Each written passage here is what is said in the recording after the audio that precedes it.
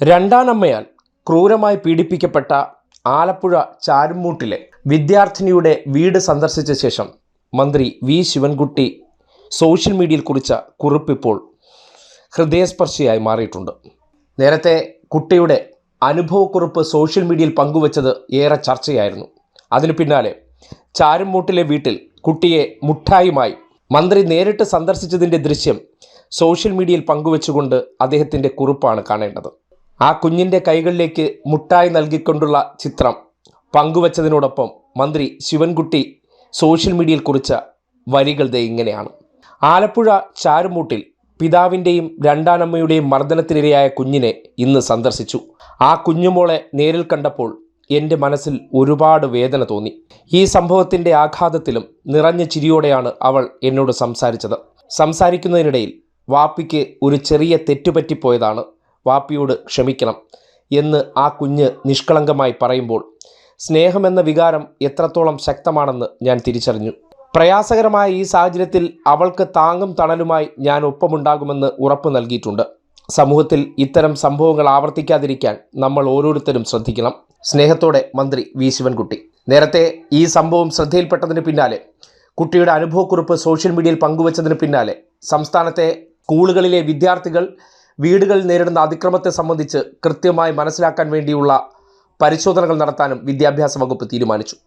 ഇതിനു പിന്നാലെയാണ് ഇന്നിപ്പോൾ ചാരുമൂട് സന്ദർശനത്തിന് ശേഷം വിദ്യാർത്ഥിയുമായി നടത്തിയ ആശയവിനിമയത്തെക്കുറിച്ച് മാധ്യമങ്ങൾക്ക് മുന്നിൽ അദ്ദേഹം ചില പ്രതികരണങ്ങളും നടത്തി. അതും കേൾക്കേണ്ടതാണ്. മന്ത്രി എന്ന പദവി മാറ്റിവെച്ച് വ്യക്തി എന്നുള്ള നിലയ്ക്ക് എന്താണ് വിദ്യാഭ്യാസ മന്ത്രിക്കുള്ളിലെ മനുഷ്യനെന്ന് കൂടി വെളിവാകുന്ന സന്ദർഭം. ഞാൻ കുട്ടിയെ ചെന്ന് സന്ദർശിച്ചിരുന്നു. വിദ്യാഭ്യാസ ഡയറക്ടറും MLA എന്നോടൊപ്പം ഉണ്ടായിരുന്നു. കുട്ടി കുറേ കാര്യങ്ങൾ എന്നോട് പറഞ്ഞിട്ടുണ്ട്. കുട്ടിക്ക് ഏൽക്കേണ്ടി വന്ന മർദ്ദനത്തെ സംബന്ധിച്ചിടത്തോളം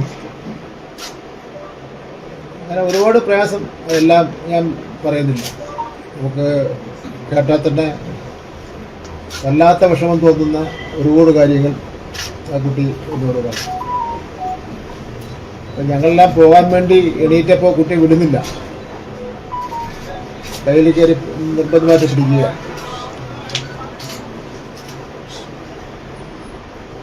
അപ്പോൾ ഇത് ഇങ്ങനെയുള്ള സംഭവങ്ങൾ മാധ്യമങ്ങളിലൂടെ നോക്കുമ്പോൾ പല സ്ഥലങ്ങളിലും നടക്കുകയാണ്. നമ്മൾ പുറംലോകം അറിയുന്നില്ല.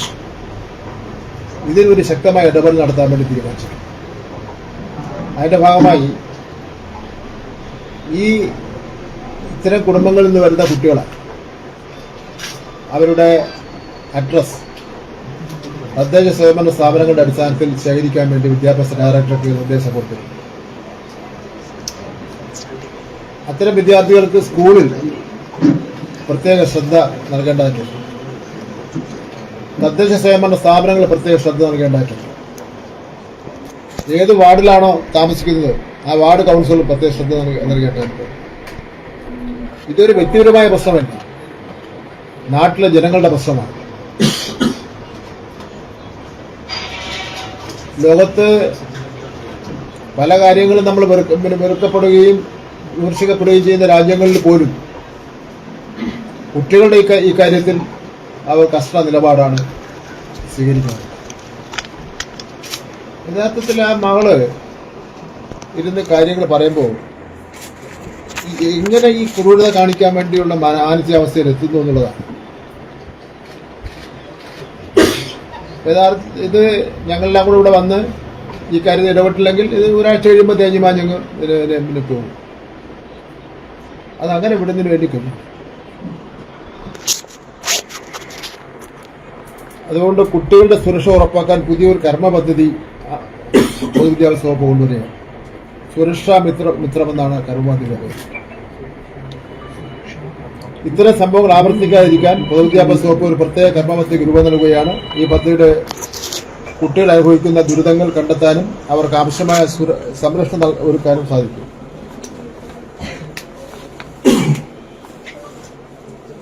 നമ്മൾ ഇത്തരം കാര്യങ്ങൾ ഇടപെടുമ്പോഴാണ് ഈ ഇത്തരം കാര്യങ്ങൾ ചെയ്തുകൊണ്ടിരിക്കുന്നവർ കുറച്ചെങ്കിലും പുറകോട്ട് മാറുന്നു. അപ്പോൾ സമൂഹത്തിൽ ഇടപെടുന്നു, എനിക്ക് സമൂഹത്തിൽ ഇറങ്ങാൻ വേണ്ടി കഴിയില്ല എന്നുള്ളൊരവസ്ഥ ഉണ്ടാവേണ്ടായിരുന്നു. ഹെൽപ്പ് ബോക്സ് പല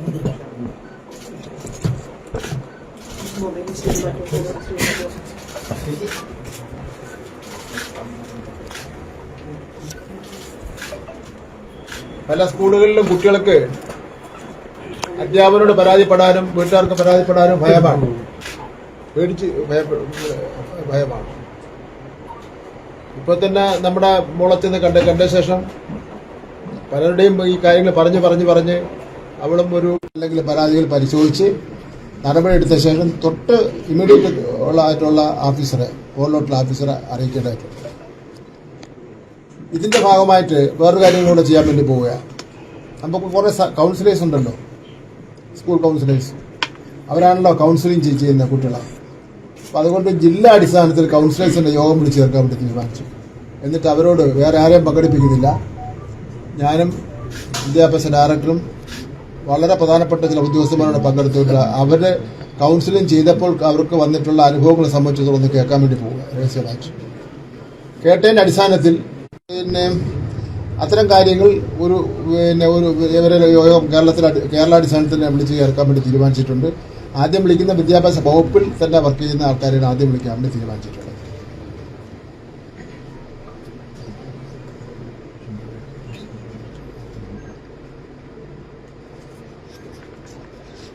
പിന്നെ വേറെ പ്രശ്നം, വളരെ ഗൗരവമുള്ള ഏതെങ്കിലും ഒരു വിഷയം ഒരു കുട്ടി, ആൺകുട്ടിയോ പെൺകുട്ടിയോ ചെന്ന് ഒരു ടീച്ചറിനോട് പറഞ്ഞാൽ അപൂർവം ടീച്ചർമാരെങ്കിലും ഇത് അവരുടെ രഹസ്യമായിട്ട് വയ്ക്കുക. അധ്യാപകരുടെ പങ്ക്, കുട്ടികളുടെ പെരുമാറ്റത്തിലോ പഠനത്തിലോ ഉണ്ടാകുന്ന മാറ്റങ്ങൾ ശ്രദ്ധിച്ച് ഏതെങ്കിലും പ്രശ്നങ്ങളുണ്ടോ എന്ന് തിരിച്ചറിയാൻ അധ്യാപകർക്ക് പ്രത്യേക പരിശീലനം നൽകും.